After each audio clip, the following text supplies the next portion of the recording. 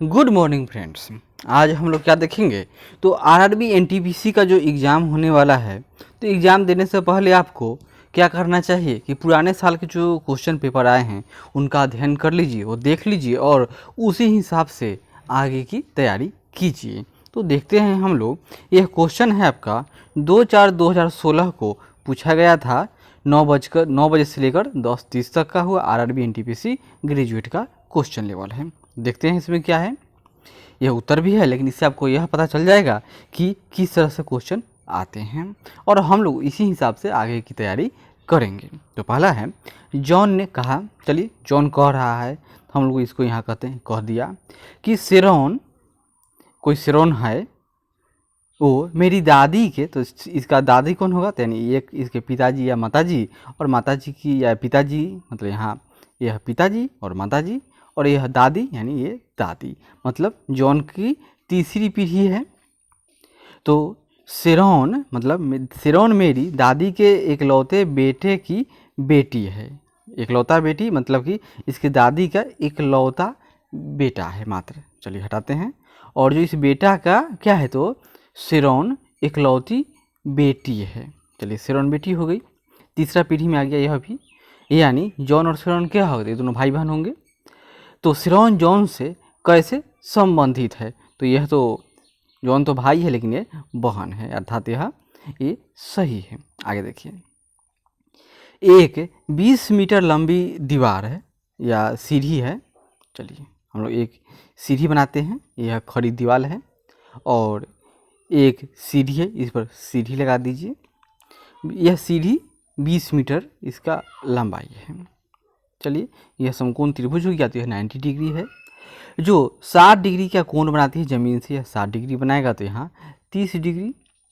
अब क्वेश्चन उठता है, दीवार से सीढ़ी के पैरों के बीच की दूरी कितना है, यानी कि यह पूछ रहा है। जब यह 90 है तो क्या होगा, यह 60 डिग्री है तो यहाँ 30 डिग्री, यानी जो यह डबल है तो उसका इधर आधा होगा, यानी तो इसका आंसर क्या होगा, तो 10 मीटर।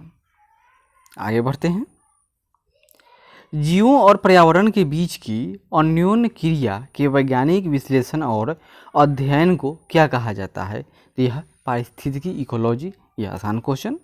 बैडमिंटन के खेल में निम्नलिखित में से कौन सा एक हार्ड हिट ओवरहेड शॉट है जिसमें शटल को प्रतियोगी के पाले में तेजी से नीचे की ओर हिट किया जाता है। आता है तो आता है, नहीं तो नहीं आता है।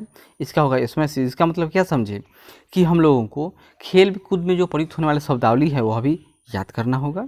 आगे देखिए, यह यहाँ प्लस, तो प्लस का अर्थ क्या होगा, गुना। घटाओ, घटाओ का अर्थ यहाँ, यह प्लस तो प्लस का अर्थ गुना, घटाओ का अर्थ भाग, गुना, गुना का अर्थ जोड़, और जो भाग है इसका अर्थ क्या होगा, तो घटाओ। तो देखते हैं, 35, 5, 6, 7, तो यह घटाव है, यह मतलब कि माइनस है, तो माइनस को क्या लिखा जाएगा यहाँ पर, भाग, तो डिवाइड करेंगे। फिर यह प्लस है तो इसको क्या करेंगे हम लोग, तो प्लस को गुना करेंगे। चलिए गुना कर देते हैं। फिर जो गुना था इसको प्लस कर देंगे, तो यह कितना होगा, सबसे पहले भाग करेंगे तो 7 × 5 = 35, 7 6 जोड़ 7 यानी 7 × 6 = 42, 7 49, तो इसका आंसर बी होगा। तो देखते हैं 49 सही है। आगे देखिए, यदि तीन संख्याएं 4, 5, 7 के अनुपात में है, तीन संख्या कितना हो गया, एक 4 है, 5 है, 7 है, तो तीनों को जोड़ दीजिए तो कितना होगा, 4, 5, 9 और 7, 7, 5, 12, 4, 16। आगे बढ़ते हैं, और उनका योग कितना है, 320, तो इसमें भाग दे दीजिए, 320 में भाग दीजिए, इसको किससे कटेगा, 20 से कट जाएगा। तो सबसे बड़ी संख्या का योगफल, तो सबसे बड़ी संख्या कौन, इसमें 7, जिसका अनुपात अधिक वही बड़ा होगा, इसे गुना कर दीजिए 7 में, यानी 140 आंसर होगा। तो इसका ए होगा, तो छठे का ए है, सॉरी ये 220 बताया। तो देखते हैं, हाँ तो सही ही है। यह क्या पूछ रहा है कि सबसे छोटी और सबसे बड़ी संख्या का योगफल, यानी हम लोग को एक यूनिट बराबर क्या आया, 20, तो सबसे छोटी 4 सबसे बड़ी 7 यानी इसको जोड़ दीजिए, यानी 11 है, 11 गुना 20 यानी 220। तो इसका आंसर कौन होगा? तो बी। आगे देखते हैं 7 नंबर। फिर वही प्लस का अर्थ क्या होगा? गुना, घटाओ यानी माइनस का अर्थ है भाग है, गुना यानी मल्टीप्लाई का अर्थ क्या होगा? प्लस, एंड भाग यानी डिवाइड का अर्थ होगा माइनस। तो देखते हैं, यह 15, 7, 12, 7। तो यहाँ पर जोड़ है यानी इसमें गुना करेंगे। फिर यह गुना है तो गुना को क्या किया जाएगा? गुना बराबर, गुना का अर्थ यह प्लस ही है शायद, देखते हैं और आगे बढ़ते हैं। गुना का अर्थ हाँ प्लस, ठीक है। और यह भाग है तो भाग का अर्थ क्या होगा? घटाओ। इसका क्या आंसर होगा? तो 15 छक्का 90, 15 सत्ते 105 प्लस 5 यानी 110। तो सही है। आगे बढ़ते हैं। आधुनिक प्रिंटर की गति को मापने के लिए निम्नलिखित में से कौन सी इकाई का प्रयोग किया जाता है? तो आधुनिक जो प्रिंटर है वो क्या करते हैं? तो वे लोग अब प्रति पृष्ठ प्रति मिनट यानी ppm यानी एक बार में कितना पृष्ठ प्रिंट कर रहे हैं उसी को ही माप दिया जाता है। पहले जोड़े में दिए गए शब्दों के समान दिए गए विकल्पों में से संबंधित जोड़े को चुनिए। लाइन, रोड, तो आउल, OWL, यह क्या करेगा? तो लाइन का जो लाइन है बाघ, इसका आवाज़ है, तो इस तरह आउल का क्या होगा? तो HOOT, फुट होगा। आगे देखिए, नीचे दिए गए एक कथन के बाद कुछ निष्कर्ष दिए गए हैं।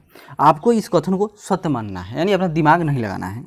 भले ही सामान्यतः ज्ञात तर्कों के साथ यह मेल न खाता हो, फिर भी यह निर्धारित करना है कि दिए गए निष्कर्षों में से कौन सा इस कथन से तर्क संगत है। जैसे उच्च जोखिम लेने पर उच्च प्रतिफल मिलता है, पहला कथन है, यानी जो जोखिम अधिक लेगा उसको लाभ अधिक मिलेगा। यानी तो दूसरा निष्कर्ष है कि कोई जोखिम नहीं तो कोई लाभ नहीं, ऐसा कुछ कहा गया है? यहाँ नहीं कहा गया है। प्रत्येक व्यक्ति को जीवन में जोखिम लेना चाहिए, इस तरह की भी कोई बात है नहीं, सिर्फ और सिर्फ लिखा है कि उच्च जोखिम पर उच्च प्रतिफल मिलेगा। यानी इसका मतलब क्या होगा? न तो 1 न तो 2। आगे देखिए, फिर वही क्वेश्चन है, यहाँ देखिए, सभी कलम क्या है? तो कलम छोटा, ये सभी कलम किताब है, किताब बड़ा, और जो सभी किताबें हैं वह मेज है। तो इसका मतलब क्या हुआ? हाँ, तो कहाँ थे हम लोग कि सभी कलम, जो कलम छोटा है, और सभी कलम किताबें हैं तो किताब बड़ा हो जाएगा, और सभी किताबें मेज है तो यह आपका मेज हो गया, और यह पुस्तक हो गया, और यह पेन है। तो सभी मेज कलम है, या मेज इतना बड़ा और कलम इतना छोटा, या हो सकता है? नहीं, ये गलत। सभी किताबें मेज, दूसरा देखिए, कुछ मेज कलम, तो मेज है लेकिन कुछ तो कलम होगा, तो दूसरा सही होगा। सभी किताबें कलम हैं, ये पुस्तक है और कलम, सभी किताब, यह किताब हो गया और कलम छोटा सा, क्या ऐसा हो सकता है? सभी किताबें कलम है, नहीं है। कोई भी मेज किताब नहीं है, ऐसा भी है? नहीं है, क्योंकि मेज पूरा है और इसमें कुछ तो पुस्तक जरूर होगा, यानी डी भी गलत। तो सही कौन है इसमें? तो कुछ मेज कलम हैं। आगे देखिए, पहले जोड़े में दिए गए शब्दों के समान दिए गए विकल्पों में से संबंधित जोड़े को चुनिए। यूएई में क्या जो मुद्रा है उसका नाम क्या है? दिरहम। तो कोरिया, तो कोरिया में क्या चलता है? उसका नाम है वान। आगे बढ़ते हैं, ए बराबर क्या है? 1। इसी तरह EAT बराबर क्या है? 26। तो SEAT के बराबर लिखिए।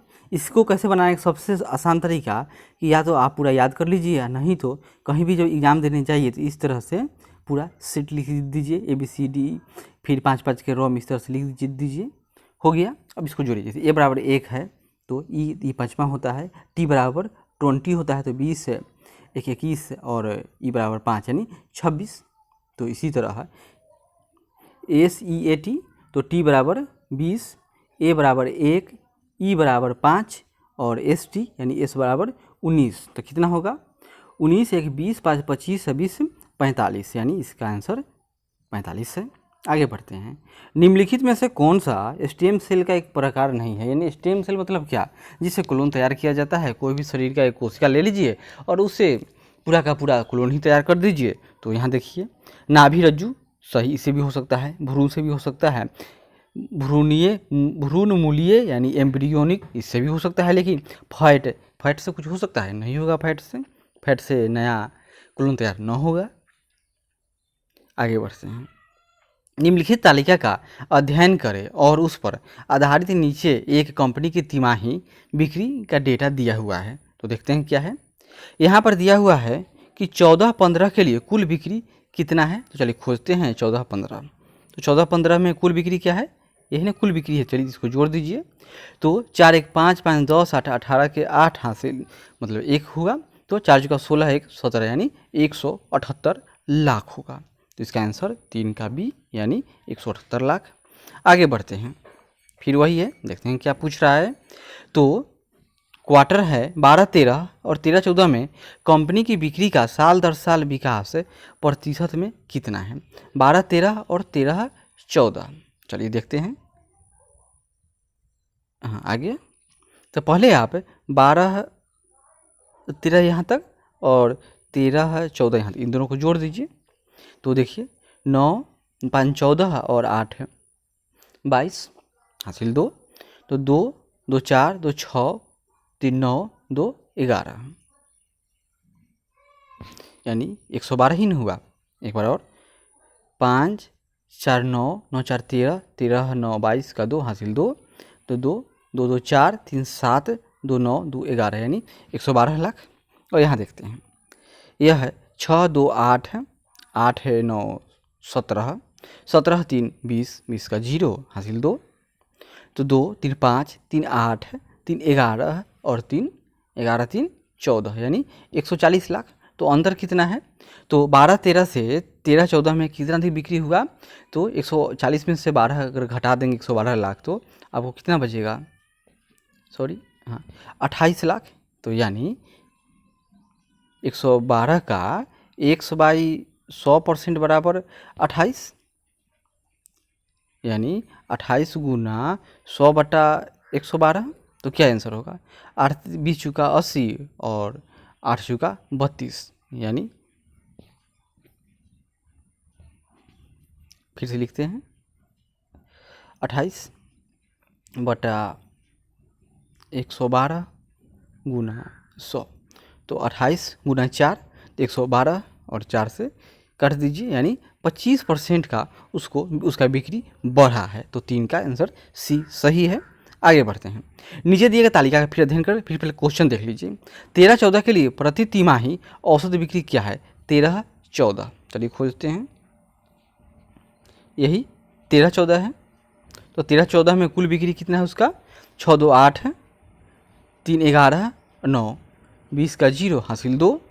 तो 5 3 8 है, 3 11 है और 3 11 3 कितना होगा, तो 14 140 लाख।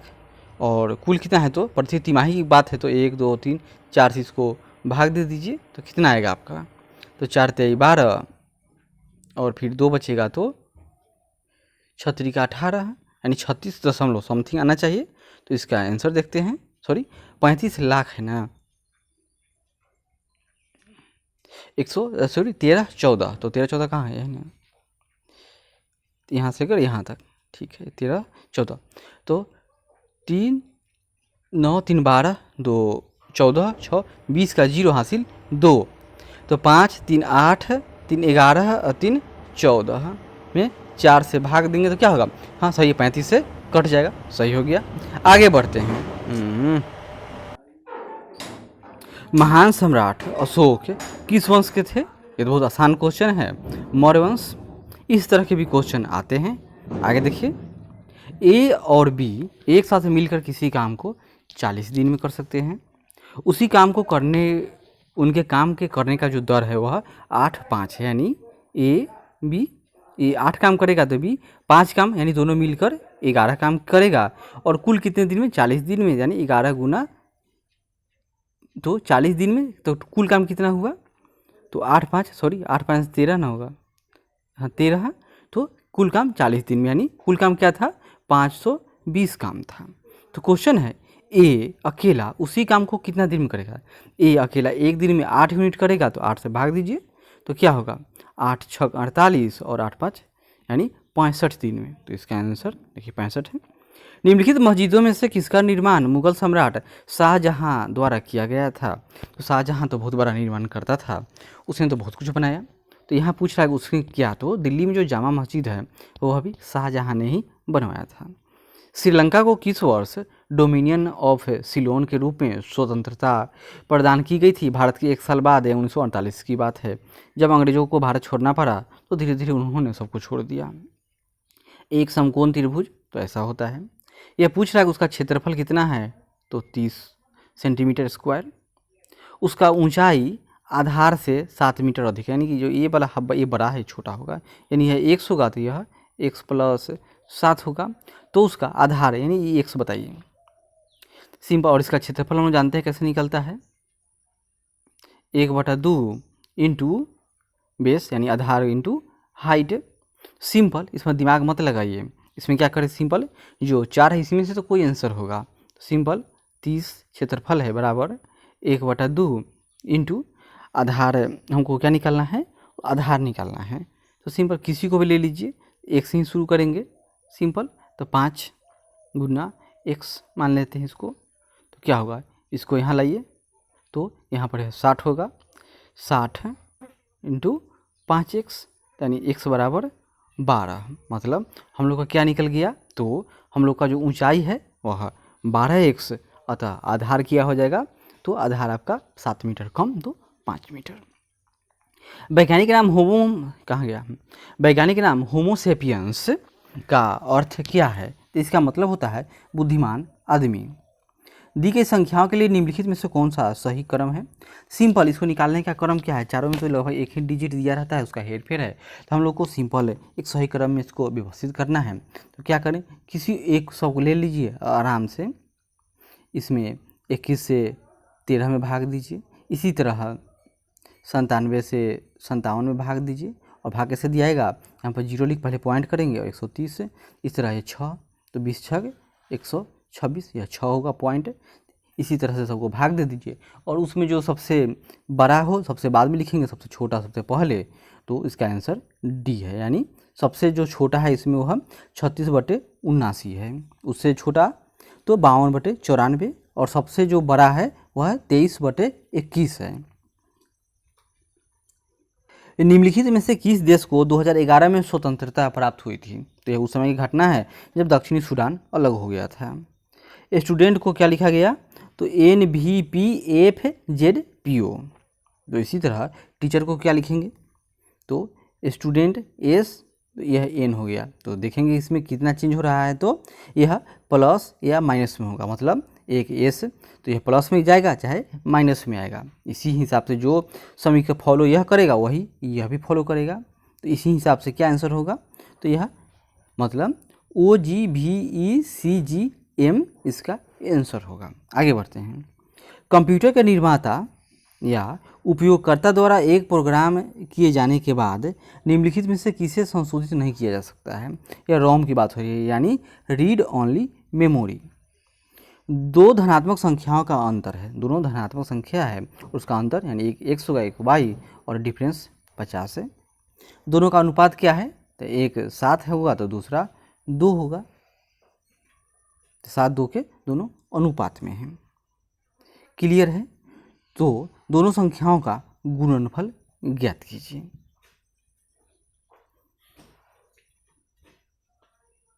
तो 7x माइनस 2x बराबर 50, यानी x बराबर 10। तो एक संख्या आपका 70 होगा, दूसरा संख्या 20, तो इसका गुणनफल 70 × 20 अर्थात 1400। हेल्थ HELTH, इसको क्या लिखा गया, IDBKUG, तो हॉस्पिटल को क्या लिखा जाएगा, तो HI, तो यह +1, ED यानी -1, ABCD, ठीक है। इसी तरह +1 -1 के क्रम में चला गया है, यानी तो इसी तरह यह भी आगे बढ़ेगा। तो हॉस्पिटल का क्या होगा, इंटो मतलब INTOJSBK। आगे बढ़ते हैं। जलियांवाला बाग हत्याकांड का आदेश किसने दिया था? तो आदेश देने वाले थे कर्नल रेजिनॉल्ड डायर। अर्धवार्षिक रूप से चक्रवार्धी ब्याज जो 80,000 रुपये 2 वर्ष बाद 20% की वार्षिक दर से कितने रुपए हो जाएंगे। यानी अर्धवार्षिक मतलब 6 महीना में टैक्स लगेगा, यानी कि जो ब्याज लगेगा तो 6 महीना में कितना, एक साल में अगर 20% तो 6 महीना में 10%। सिंपल। तो 80,000 का 2 साल के बाद यानी इसमें 4 बार ऐड होगा। तो पहले बार जो 80,000 था इसमें 8,000 ऐड होगा। सिंपल, कोई नो ट्रिक, डायरेक्ट इसी तरह इस्तेमाल कीजिए तो यह 88,000 होगा। फिर 88,000 का 10% इसी तरह करते जाएंगे तो क्या आंसर आएगा, 1,17,128 रुपया। पहले जोड़े में दिए गए शब्दों के समान दिए गए विकल्पों में से संबंधित जोड़े को चुनें। तो बिहार की राजधानी पटना, तो गुजरात की राजधानी अहमदाबाद है। निम्नलिखित में से कौन सा एक प्रारंभिक कंप्यूटर नहीं था, तो यह तो गलत हो गया। एक व्यक्ति अपने पुत्र से 26 वर्ष बड़ा है। चलिए, पुत्र अगर 1 वर्ष का होगा तो पिता 26 वर्ष का, लेकिन क्वेश्चन है कि 3 वर्ष बाद उसकी आयु अपने पुत्र की 3 गुनी हो जाएगी। यानी 3 वर्ष के बाद पुत्र अपने जो पुत्र से पिता क्या होगा तो 3 गुना हो जाएगा। इसे विकल्प है, इसी में से देखिए। अगर पुत्र पूछ क्या रहा है तो पिता की वर्तमान आयु बताइए, तो पिता 10 वर्ष का तो नहीं हो सकता है, तो हम लोग सबसे आगे बढ़ते हैं। दूसरा देखेंगे 36। अगर पिता 36 वर्ष का है तो पुत्र से कितना बड़ा है तो 26 वर्ष बड़ा है, यानी पुत्र 10 वर्ष का होगा। तो 3 साल बाद तो यह पिता 39 साल का तो पुत्र 13 साल का, सही हो गया। आगे देखिए 25, 23, 26, 29, 31, 39 और 11 की माध्यिका ज्ञात कीजिए। तो माध्यिका कैसे ज्ञात किया जाएगा, पहले इसको सीरियस लिखिए। पहले 11 है, फिर 23 है, उसके बाद 25 है, फिर 26, 29, 31, 39, कितना हो गया 1, 2, 3, 4, 5, 6, 7। तो इसके बीच में कौन है, 3 इधर से 3 इधर हटाइए, बीच में जो 26 है वही आपका आंसर होगा। एक निश्चित धनराशि का साधारण ब्याज एक निश्चित दर से 6 वर्ष के लिए निवेश किया गया। यदि यह 3% अधिक दर पर निवेश की गई होती तो 900 रुपया उसको अधिक मिलता है। यानी 3% बराबर 900, तो 1% बराबर क्या होगा आपको, तो 900/3। और यह बात है 6 साल के लिए, यानी कि यह 18% होगा। तो 18% बराबर 900, तो 1% बराबर 50 रुपया, तो 100% तो 5,000। 2/5 जोड़ 2/9 भागा 2/5 जोड़ 5/9 को सरल कीजिए। सिर्फ इसको ऐसे लिखिए,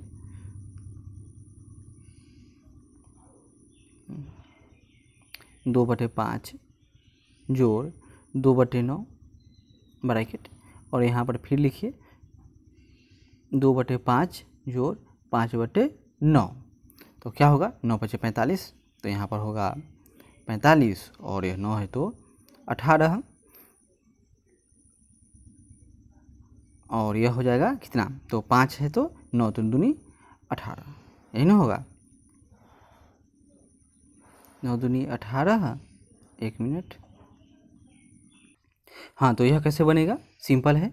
दोनों के शेष में आपको आएगा 45 और बीच में भागा है, तो यहाँ क्या होगा 45 है तो 9, तो 9 2 18 जोड़ 9×5 = 45, तो 5 2 10, और यहाँ होगा 45 है तो 9 2 18 जोड़ 9×5 यानी 50 25, और 45 से 45 काट देंगे, यानी कि 28/43 आपका आंसर है। आगे देखिए, निम्नलिखित में से कौन सा सत्य है, रेटिना पर बनने वाला प्रतिबिंब हमेशा उल्टा है। ये तो हम लोग बचपन से पढ़ते आए हैं। निम्नलिखित में से भिन्न को चुनें। इसमें से सबसे अलग कौन है, तो मंगल ग्रह, नेपच्यून, सन, ये सब ग्रह है, लेकिन यह सीरियस क्या है, तो यह डवार्फ प्लानेट है। रेडियम किस खनिज से प्राप्त होता है, तो यह पिंच प्लेट से प्राप्त होता है। 14 जुलाई 2015 को उड़ान भरने वाला नासा का पहला अंतरिक्ष यान कौन था, जिसका उद्देश्य प्लूटो की ग्रह प्रणाली पर आधारित डेटा एकत्र करना था। ये उस समय की घटना है, अब तो चीन वाले ग्रहों के बारे में पूछा जाएगा। पी कार्य करने में क्यू से 2 गुना है, यानी यह पी है क्यू है, पी 2 काम करेगा तो क्यू 1 काम करेगा। और दोनों मिलकर कोई काम 22 दिन में पूरा करेंगे, तो 22, तो दोनों मिलकर एक दिन में 3 काम, तो कुल काम 66। तो क्यू अकेला इस काम को कितना, तो 66 एक दिन में 1 काम करेगा, तो 66 में यूनिट काम कितना दिन में, 66 दिन में करेगा। 2 अंकों की संख्या अपने अंकों के योग की 4 गुनी है। यानी 2 अंक की जो संख्या है उसको जो अंकों का योग होगा उसका 4 गुनी है। जैसे 24 ही हैं तो 2 अंकों की एक संख्या हो गया, इसका योग कितना है 4 जोड़ 2 बराबर 6, 6 गुना 4 यानी 24। लेकिन पूछ रहा है कि यदि इसमें 27 जोड़ दिया जाए, 24 27 क्या होगा तो 51, तो यह अपने अंकों के योग की 7 गुना हो जाएगी। तो क्या 7, तो अंकों का योग 6 है और यह हो गया 51, तो यह 7 गुना है नहीं, यह अधिक हो गया। इसी तरह डीम 36 देखिए, 36 से दोनों का अंकों का योग तो 6 3 9 और 9 गुना 4 यानी 36, तो पहला सही हो गया। दूसरा इसमें 27 जोड़ दीजिए तो 36 प्लस 27 कितना होगा तो 63, तो 9 यानी यह 7 गुना है, तो इसका आंसर 7। आगे देखिए 2016 में दुनिया की सर्वप्रथम तेजी से असर करने वाला रेबीज रोधी दवा का लॉन्च डैश में किया गया था, तो यह घटना भारत की थी। अब एग्जाम आएगा कि हाइड्रोक्लोरोक्विन कहाँ की दवा है, तो अभी इंडिया की। NaCl किसका रासायनिक सूत्र है, तो यह साधारण नमक का है। एक नाव धारा के विरुद्ध x से कहाँ गया y तक गई, चलिए फिर धारा के साथ y से x तक चलाया, उसका स्पीड क्या है तो नाव का सामान्य स्पीड 40 किलोमीटर और धारा का गति 10 किलोमीटर, तो उसका एवरेज निकालना है। एवरेज कैसे निकलता है, सिंपल एवरेज निकालने का सूत्र है a plus B into A minus B by A. तो आगे बढ़ते हैं, तो यहाँ क्या है तो 40 प्लस 10 यानी 50 गुना 40 माइनस 10 यानी 30 बटे ए यानी 40, तो 150 बटे 30 यानी 37.5 किलोमीटर। आगे बढ़िए 2019 में रग्बी विश्व कप की मेज़बानी कौन सा देश करेगा, तो यह जापान किया था। अब तो आजकल का जो करंट अफेयर्स होगा वह पूछेगा। पी पहले 1 घंटे में 50 किलोमीटर घंटा की गति से चलता है, चलिए 1 घंटा में 50 किलोमीटर, अगले 2 घंटे में वह 70 किलोमीटर से यानी 140 किलोमीटर गया, अर्थात 3 घंटा में 190 किलोमीटर गया। तो उसका औसत गति तो 190 में 3 से भाग दीजिए यानी 3 का बी मतलब 63.633 किलोमीटर आंसर होगा। पी ने एक वस्तु 1200 रुपया में खरीद लिया, उससे 10% के लाभ पर बेच दिया, यानी 1200 में खरीदा और 10% लाभ यानी 120 रुपया, तो 1320 में बेच दिया।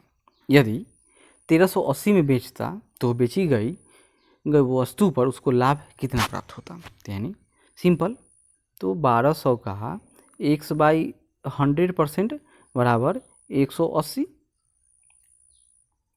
आगे इस तरह से लिखेंगे 180 इंटू 100 इंटू बटे 1200, तो 2 जीरो से 2 जीरो काटिए, 12 डेढ़ है यानी 15%, अर्थात पहले उसको 10% लाभ हुआ, अगर वह 1380 में बेचता तो 5% का उसको और एक्स्ट्रा बेनिफिट हो जाता है। या देखिए COIL को इतना बड़ा लिखा गया, पुलिस को ये लिख दिए, तो प्राइस को क्या लिखेंगे, सिंपल P ऑप्शन है, यहाँ भी P है और इसमें P है, तो P बराबर यहाँ पर 16 है। चलिए 16 तो सिर्फ और सिर्फ एक ही में है, इसी से हम लोग का यह क्वेश्चन सही हो जाएगा। फिर देखते हैं E है, तो E बराबर लास्ट में यहाँ 5 है यानी E बराबर 5, C बराबर यहाँ C 3 है तो 3 यानी हम लोग का C सही होगा। तो 1 से 50 तक जो क्वेश्चन RRB NTPC की एग्ज़ाम में 2016 में आया हुआ था उसका यह फर्स्ट शिफ्ट का क्वेश्चन था। अगली बार मिलेंगे तो इससे आगे बढ़ेंगे, तब तक आशा करते हैं कि अच्छा लगे तो ज़रूर लाइक करें, शेयर करें, कमेंट करें और सब्सक्राइब करें। धन्यवाद।